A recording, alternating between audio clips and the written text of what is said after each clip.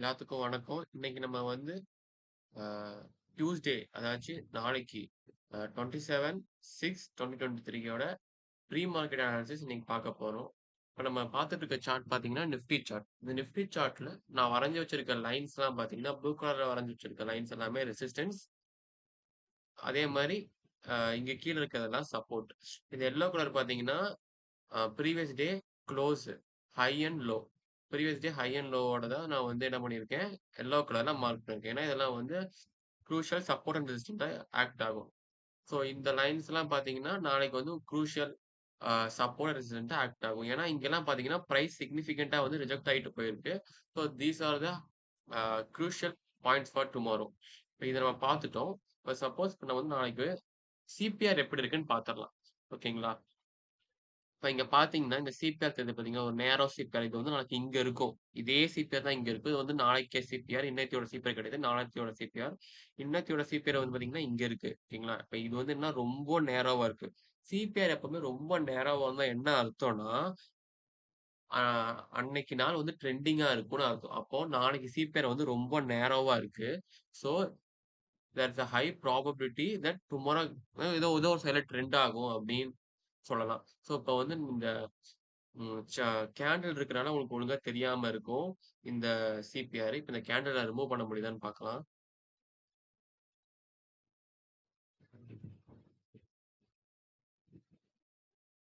இப்ப பார்த்தீங்கன்னா, இந்த சிபிஆர் பார்த்தீங்களா, இதுதான் வந்து 27ஓட சிபிஆர். இது பார்த்தீங்கன்னா வந்து ரொம்ப நேராவா இருக்கு. ஸோ நாளைக்கு ஒரு ட்ரெண்ட் மூவ் எதிர்பார்க்கலாம் நிஃப்டில. ஒன் சைடடா இருக்கலாம். இல்ல மேலயும் போலாம், கீழயும் வரும். கொஞ்சம் கொஞ்சம் வாலடைலா இருக்கலாம் நாளைக்கு.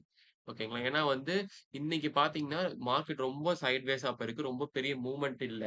மேல போயிருக்கு, கீழ போயிருக்கனால நாளைக்கு வந்து கொஞ்சம் ஏதோ ஒரு சைடு மூவ்மெண்ட் இருக்கும்.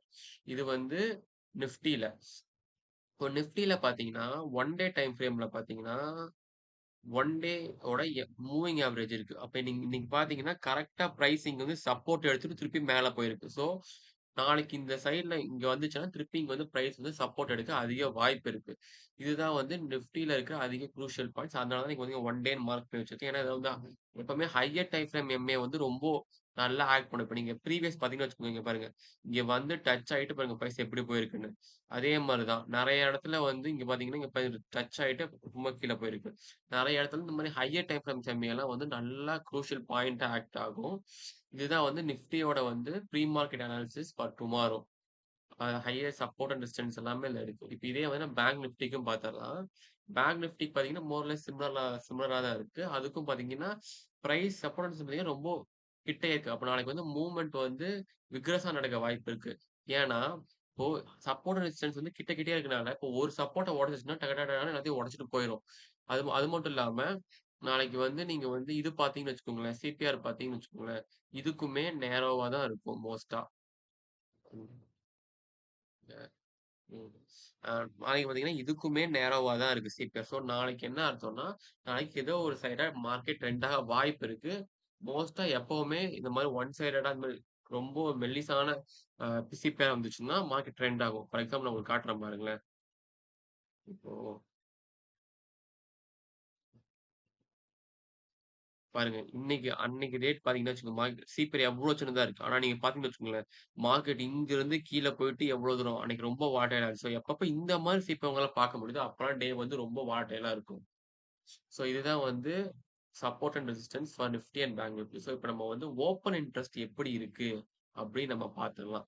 ஓப்பன் இன்ட்ரெஸ்ட் பார்த்தீங்கன்னு வச்சுக்கோங்களேன், இது வந்து பேங்க் நிஃப்டியோட ஓப்பன் இன்ட்ரெஸ்ட். பேங்க் நிஃப்டில என்ன சொல்லுது அப்படின்னு பார்த்தீங்கன்னா, 44,000 43,500 அதாச்சு 44,000 40,000 இந்த பாயிண்ட்டும், அதே மாரி 43,500 அதாச்சும் இந்த பாயிண்ட் குரூஷியல் சப்போர்ட்டா இருக்கும்.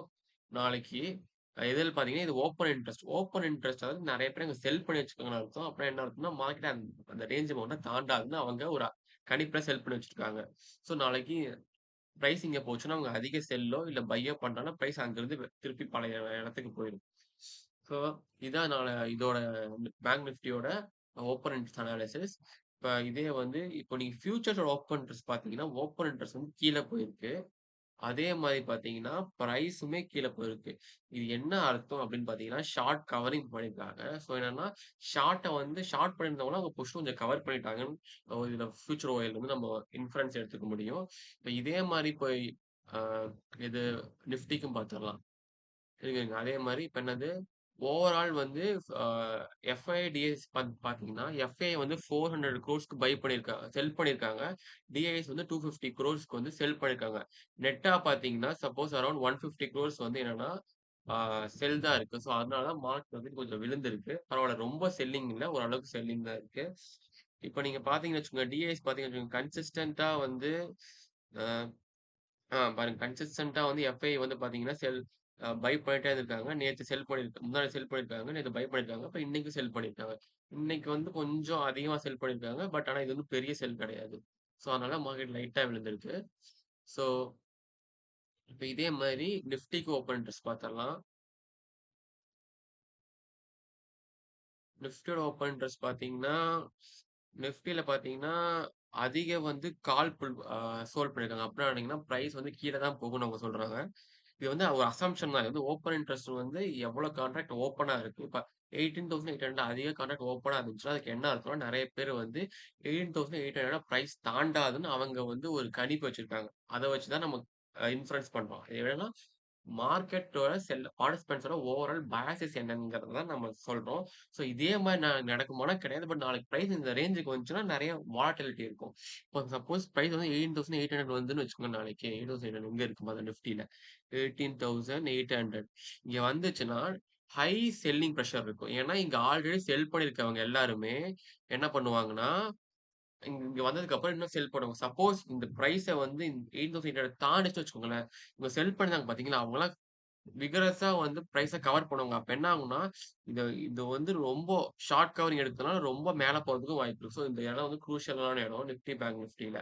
ஸோ இதுதான் வந்து ப்ரீ மார்க்கெட் அனாலிசிஸ் நாளைக்கு. என்ன பொறுத்தவரைக்கும் இப்போ வந்து நம்ம வந்து இந்தியன் அ மா இத பார்த்துட்டு நெறைய பார்த்தோம். இப்ப நம்ம வந்து அ ஃபாரின் மார்க்கெட்ஸ்லாம் எப்படி இருக்குன்னு பார்த்துரலாம். இப்போ வந்து யுகே பார்த்தீங்கன்னா வச்சுக்கோங்களேன், 0.1% டவுன்ல இருக்கு. அதே வந்து பாரிஸ் பார்த்தீங்கன்னா 0.2% 3% பிளஸ்ல இருக்கு. ஸோ பார்த்தீங்கன்னா, ஃபுல்லா மிக்ஸ்டா தான் இருக்கு. இது பார்த்தீங்கன்னா ஆ டா இது பார்த்தீங்கன்னா, இதுவுமே டாக்ஸும் பார்த்தீங்கன்னா 0.1% நெகட்டிவா தான் இருக்கு. அதே டவ் ஜோன்ஸ் பார்த்தீங்கன்னா, இன்னும் 11 மணி வரைக்கும் போகும். பட் அதுவுமே பார்த்தீங்கன்னா, இது வந்து மிக்ஸ்டு தான் இருக்கு. ஸோ நாளைக்கு இது வந்து பெரிய இன்ஃப்ளூயன்ஸ் பண்ணாது. அதே மாரி நாளைக்கு எந்த ஒரு ஈவென்ட்டும் பெரிய ஈவென்ட், மேஜர் ஈவென்ட் கிடையாது. பார்த்தீங்கன்னு வச்சுக்கோங்க, நாளைக்கு வந்து இந்தியால பெரிய மேஜர் ஈவென்ட் கிடையாது. அதே சமயத்தில நீங்க யுஎஸ்ல பார்த்தீங்கன்னா வந்து, இந்த அ 2 ஸ்டார்ஸ் போட்டிருக்கலாமே கொஞ்சம் கன்சிடரபிள் ஈவென்ட்னு வச்சுக்கலாம். பட் இது வந்து நம்ம மார்க்கெட்ட அவ்வளவா அஃபெக்ட் பண்ணாது. ஸோ நாளைக்கு பெரிய ஈவென்ட்ஸ் எதுவுமே கிடையாது. ஸோ நாளைக்கு ஃபுல்லா பிரைஸ் ஆக்ஷன் மூவ்ஸா தான் இருக்கும். ஸோ அ நாளைக்கு மோஸ்ட்டா இப்ப இப்ப எங்க இருக்கு? அத க்ளோஸ் பண்ணிட்டேனா? அது ஆ நாளைக்கு மோஸ்ட்டா வந்து இதான் சப்போர்ட் ரெசிஸ்டன்ஸா இருக்கும். சப்போஸ் நம்ம வந்து அ இருங்க இத பாத்துரலாம். எஸ்ஜிஎக்ஸ் நிஃப்டி என்ன சொல்லுதுன்னு பாத்துரலாம். எஸ்ஜிஎக்ஸ் நிஃப்டிய படி பார்த்தோம்னா, எஸ்ஜிஎக்ஸ் நிஃப்டி வந்து ஸ்லைட் கொஞ்சம் கிரீனா இருக்குன்னு நெனைக்கிறேன்.